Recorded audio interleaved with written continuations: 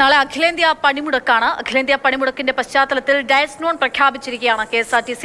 ഡ്യൂട്ടിക്ക് ഹാജരായില്ലെങ്കിൽ അന്നത്തെ വേതനം ലഭിക്കില്ല. സാധാരണ പോലെ എല്ലാ സർവീസുകളും നടത്തണമെന്നും KSRTC മാനേജ്മെന്റ്.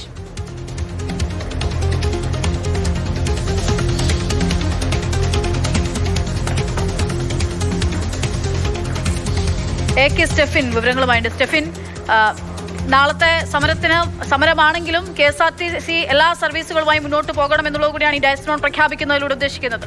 മാത്രമല്ല സർക്കാർ തലത്തിൽ ഒരു വലിയ തർക്കം രൂപപ്പെട്ടിരുന്നല്ലോ. ഇപ്പോൾ ഗതാഗത മന്ത്രിയുടെ നിലപാട് നാളെ സമരത്തിന് ഒരു സംഘടനകൾ നോട്ടീസ് നൽകിയിട്ടില്ല എന്നാണ്. പക്ഷേ ഇടതുമുന്നണി കൺവീനർ തന്നെ നേരിട്ടെത്തി പറയുകയാണ് സമരമുണ്ടാകുമെന്ന്.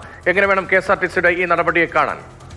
രതീഷ്, ഏതായാലും ഒരു വലിയ ഭിന്നതയിലേക്കാണ് കാര്യങ്ങൾ KSRTCയിൽ എത്തിയിരിക്കുന്നത്. കാരണം നേരത്തെ മന്ത്രി തന്നെ രതീഷ് സൂചിപ്പിച്ചതുപോലെ തന്നെ നേരത്തെ നോട്ടീസ് നൽകിയിട്ടില്ല എന്നുള്ള കാര്യം പറഞ്ഞിരുന്നു. പക്ഷേ അത് അപ്പോൾ തന്നെ പൊളിഞ്ഞു.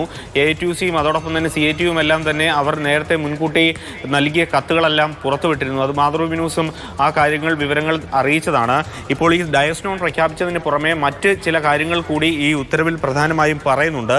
അത് ഈ ഓഫീസിൻ്റെ അലമാര, ഒപ്പം തന്നെ ക്യാഷ് തുടങ്ങിയവ ഇരിക്കുന്ന താക്കോൽ ഒരു ജീവനക്കാർ കൊണ്ടുപോവുകയാണെങ്കിൽ അത് തിരികെ അവിടെ ഡ്യൂട്ടിക്ക് വരുന്ന ജീവനക്കാർക്ക് കൊടുക്കണം. ഒപ്പം തന്നെ സിവിൽ സർജൻ്റെ റാങ്കിൽ കുറയാത്ത മെഡിക്കൽ ഓഫീസർ നൽകുന്ന മെഡിക്കൽ സാക്ഷ്യപത്രത്തിൻ്റെ അടിസ്ഥാനത്തിലല്ലാതെ മെഡിക്കൽ ലീവ് നൽകില്ല. അങ്ങനെയുള്ള ഒട്ടേറെ കാര്യങ്ങൾ ഇതുമായി ബന്ധപ്പെട്ട് പറയുന്നുണ്ട്. ഏതായാലും മന്ത്രി പ്രതീക്ഷിക്കുന്നത് പോലെ നാളെ ഒരുപക്ഷെ കൂടുതൽ ജീവനക്കാരൊന്നും തന്നെ എത്താനുള്ള സാധ്യത നമുക്ക് കാണാൻ കഴിയുന്നില്ല. കാരണം CITUവും AITUCയും INTUCയും എല്ലാം തന്നെ പ്രബല സംഘടനകളാണ്. അവരെല്ലാം തന്നെ ഈ പണിമുടക്കിന് സഹകരിച്ച് നിൽക്കുക തന്നെയാണ്. ആകപ്പാടെ BMSന്റെ സംഘടന മാത്രമാണ് സമരത്തിൽ ഇല്ല എന്ന് പറഞ്ഞ് പിന്നോട്ട് നിൽക്കുന്നത്. അതുകൊണ്ട് തന്നെ കൂടുതൽ സർവീസുകൾ മുടങ്ങാനുള്ള സാധ്യത തന്നെയാണ് മുന്നിൽ കാണുന്നത്. സർവീസുകളും അതോടൊപ്പം തന്നെ ഷെഡ്യൂളുകളെല്ലാം മുടങ്ങാതിരിക്കുന്നതിന് വേണ്ടിയാണ് മന്ത്രിയുടെ ഭാഗത്തു നിന്നും അത്തരത്തിലൊരു പ്രതികരണം ഉണ്ടായത്.